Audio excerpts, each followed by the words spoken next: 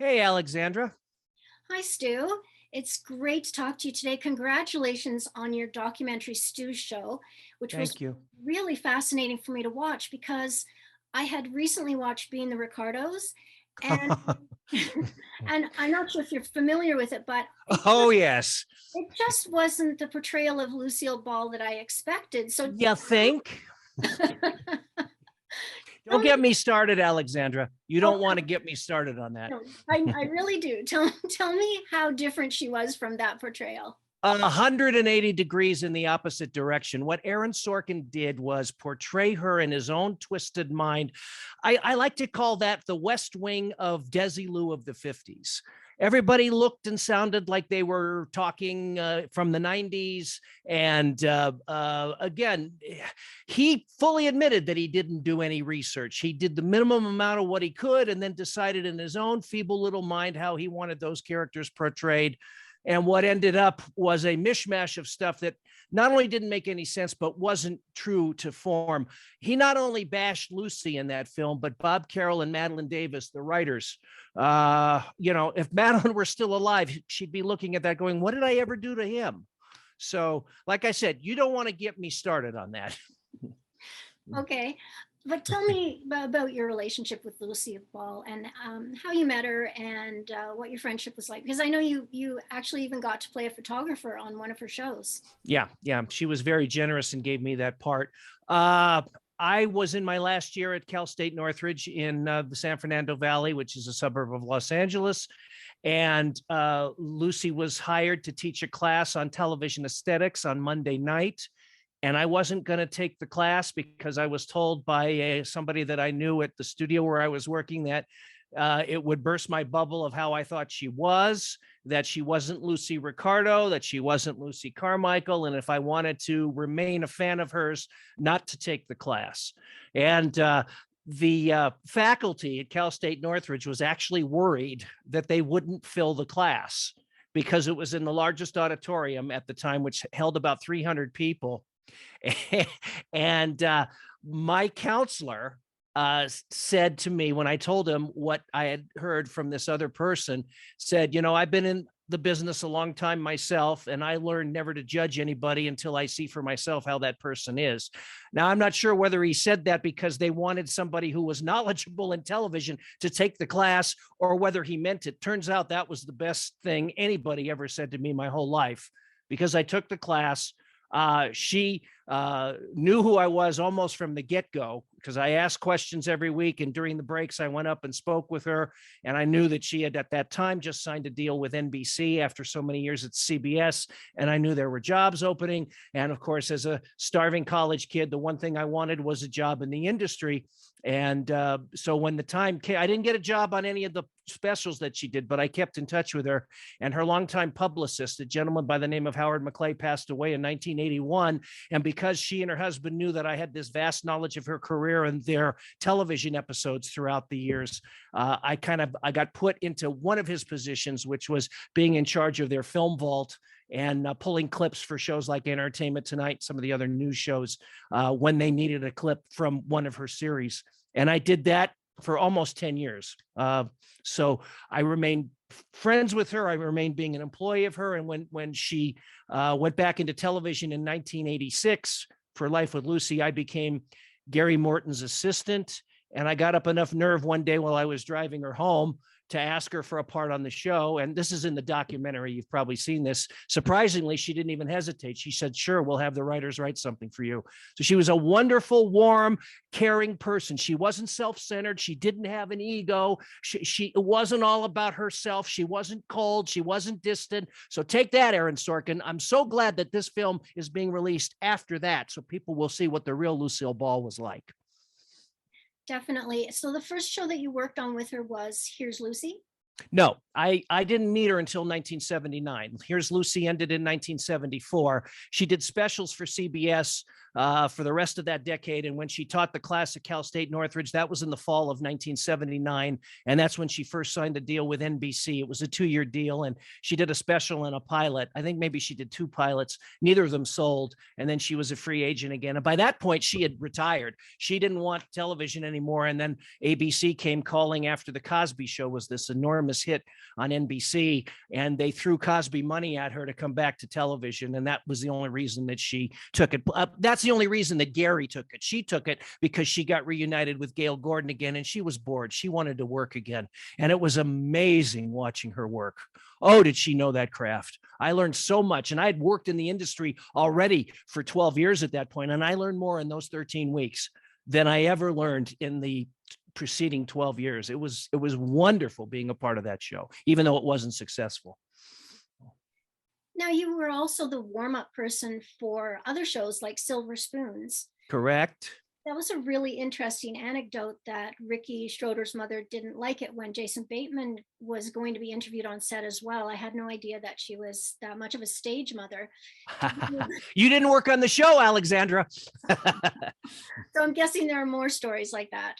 Yeah, I was caught between a rock and a hard place because I worked for the producers and they told me what to do. And every week that I would stand out there in front of the audience, I was staring at her. And if she didn't like what I was told to do, she would tell me what to do. And I was in the crossbows there, and sometimes it was a difficult situation. I try to get along with everybody, but the producers were constantly telling me, "You work for us, not her." And it you know, it's a fine balance there. I got through it okay, but there were times when it was like, okay, you know, and it's ridiculous because you're only talking to about 250 people a week. You're not talking to the entire audience that's watching you on NBC every week. So there's a lot of politics involved in the business. You think it's all cut and dry, simple, and it's not. Did you get to meet Ricky Schroeder as well? Oh God, yeah. Oh yeah. Well, he was like a younger brother to me. I kind of got assigned to him when his parents were busy. I took him miniature golfing, and I took him to the batting cage for batting practice. And oh yeah, we were buds. We had a bit we worked out in front of the audience where, you know, I was his straight man. So Ricky was a great little kid. I really enjoyed working with him, and Alfonso Ribeiro and the rest of the cast. Joel Higgins and I, who played Ricky's father, we became very, very good friends. To this day, we're still friends. And Aaron Gray, it was great. It was great to have that job on a sitcom like that. I know on one of your shows you spoke to Paul Peterson, who's an advocate for child actors' rights in Hollywood. Yes. Having been on sets that involve child actors, what's your opinion on having kids in movies and television? You know, it depends. A lot of kids handle it fine. The problem becomes when they get older, they go through adolescence and their bodies change and their voice drops and they're not the cute little kids anymore. And they also get stereotyped. So, you know, about half of the kids that work as kid actors make the transition to adulthood and continue that career fairly well. A lot of them go behind the cameras and do directing and writing and things like that. But then I worked on Diff'rent Strokes, and every one of those kids had problems. Gary Coleman had parental issues, and Todd Bridges had trouble with the law, and so did Dana Plato.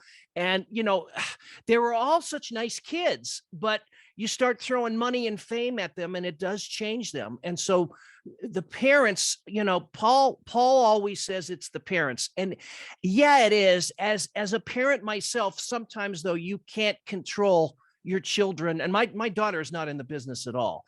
But sometimes, you know, you do what you can, but it's not always, it doesn't always work out that way. So yeah, the parents can take some of the responsibility, but it's also the personality of the child. It's not, you know, when you have a child, it's not yourself running around. That person is not going to emulate you. There may be traits, but they're their own person. And that's a big thing.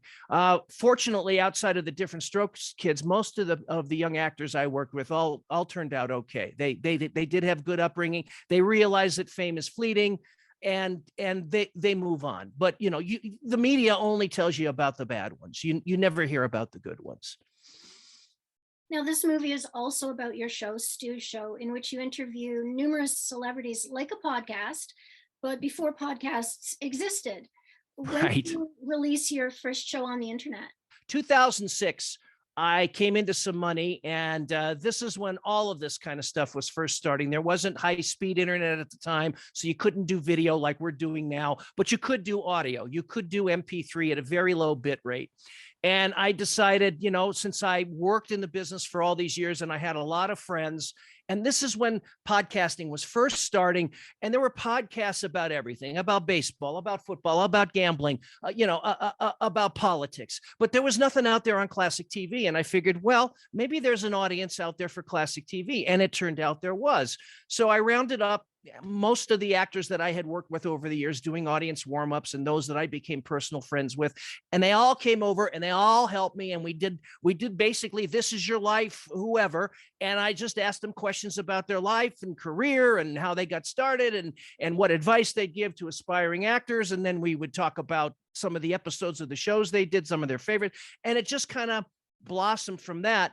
And by 2017, I had done over 500 shows, and I was starting to get tired from doing a weekly show.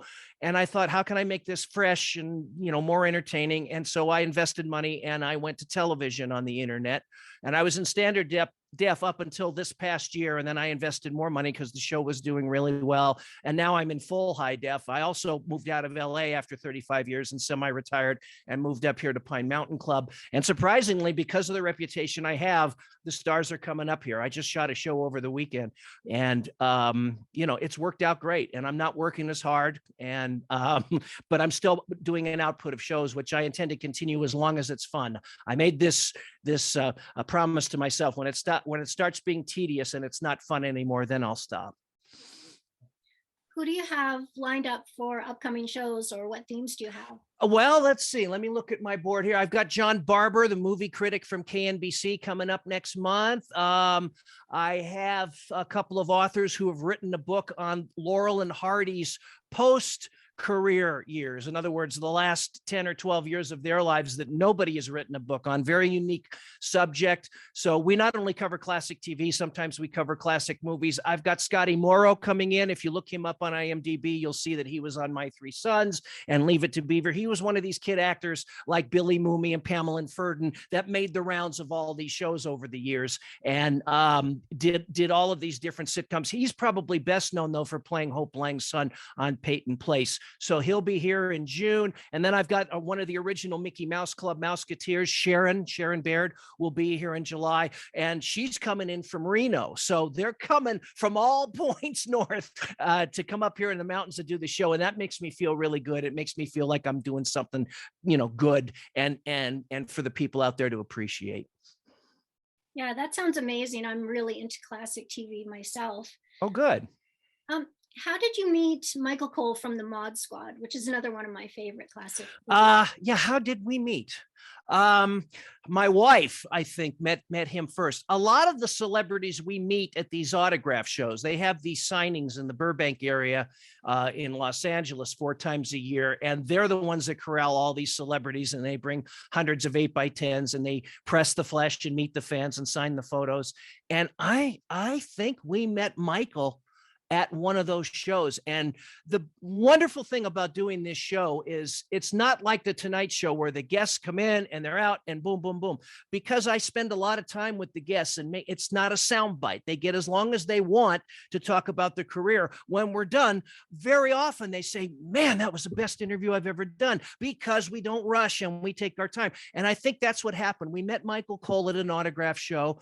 We bonded right away, had dinner with him and his wife, as I recall. He came over, did one show. We didn't finish because there was so much, and we were at 2 hours. And I said, we've got to stop. And then he came back when his autobiography was out, and I had already cut over to television. So we did another show. And when Janine had the brain aneurysm, he was one of the people that was calling every single day and visiting her in the hospital, because he truly liked us and we liked him. And it was just incredible. There were 5 or 6 celebrities that constantly called every day to check on her and visited her in the hospital once I allowed visitors. And it's amazing the amount of devotion that your friends, when a medical emergency happens, they rally around you and they're there for you. It's really wonderful, especially in this day and age where you can't trust anybody and there's so much hatred in the world. in our little circle of friends, I don't think she would have recovered the way she did if it wasn't for people like Michael Cole and a few others that visited all the time. How is your wife doing right now? We do see Well, she's not totally recovered. She's about 90% recovered. One of the things the doctors told me in the beginning was they felt she would make a full recovery because there wasn't extensive damage in her brain. There was some weakness on her right side, and she had some cognitive issues, but she was in a coma for 6 weeks, as you saw in the documentary, and they couldn't evaluate her until she woke up.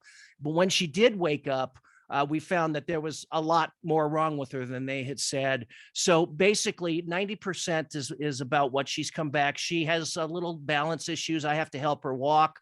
Sometimes I won't let her go up and down hills without me holding on to her. She can walk on a flat surface. She has trouble seeing in her right eye a little bit. We've had so many surgeries to try to correct everything. She talks on one vocal cord now because the other one's permanently paralyzed. But you know something, Alexandra, if the doctors didn't tell me, and usually they err on the side of negative. They don't give you hope. They gave me false hope because they thought she would recover. She didn't recover fully. Had they not told me that, I don't think I would have fought as hard to get her well as I did. So again, in that instance, it worked out well. But, you know, she's alive. She's got all her marbles. She cooks, she cleans. Oh, does she clean everywhere? And, you know, our friends are still supporting us. It's been, it'll be 9 years in November that she had the brain aneurysm. It was a long, long road to recovery, but she's okay. She's all right. I'm really glad to hear that, because that was a really scary part of the documentary where that happened. And I was, Oh, yeah. just wishing all the best for her. And I had no experience dealing with the medical industry. You learn so much so fast. You learn about case managers. You learn about social workers. You learn that insurance companies don't want to pay, especially in her case when they thought she was a goner. She was constantly getting transferred around once she was strong enough, and that's the battle that I had to fight, because the secondary places, as we call them, didn't care as much as the hospitals did, and I learned that really fast. And I had to get tough, and I had to get loud, and I had to get mean. And that's not me, but I'm glad I did, because I don't think she'd be alive today had I didn't. And I did this film not because I wanted to show off that I worked for Lucille Ball and I have this show that salutes classic TV. I did it to show the world that you can beat the system. You can fight the medical industry even when they say no. If you push hard enough, you can emerge victoriously. And that's the only reason I agreed to do this film. I want people to learn something from this. That's a great message. Now, I know you must have like a million other great stories about celebrities you've met. Is there one that you want to share with us? Somebody other than Lucille Ball?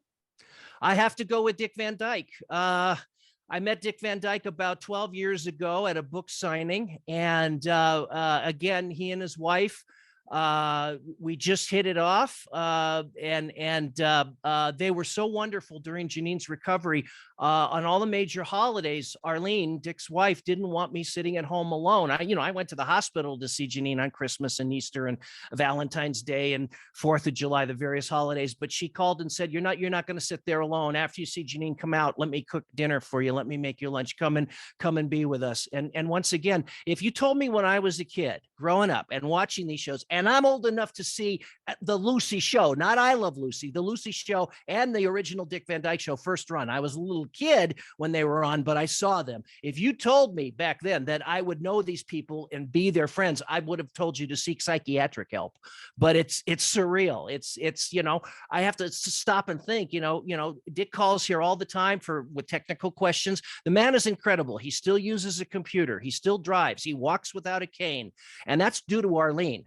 And just to pick up the phone and be able to call them, or vice versa, it is a privilege. And so I have to say, but we have so many friends, the Livingston brothers from My Three Sons, most of the cast from Leave It to Beaver. I got to meet Jonathan Winters and had him on the show. Bob Barker, one of my idols. The list goes on and on and on. Not all of the guests that I've had on the show I've become personal friends with, but a good 80% of them. And like I said in the documentary, and I won't repeat the exact word, sometimes I think I'm the luckiest son of a gun in the world, to quote Ted Danson on the the last episode of Cheers, but it's true. It's true. I am so privileged and so lucky. And I was also lucky that C.J. Wallace, the filmmaker, thought that this made a good story. And again, like I said, I said to him, I'll do this as long as we push the fact that I want people to really learn how to deal with the medical industry. And he said, sure. So that's why we're here, Alexandra. And I think your personality has a lot to do with how successful you became, because you've just got this really outgoing, bubbly personality. And I don't think other people, given the chances that you had, would have made as much of it as you did.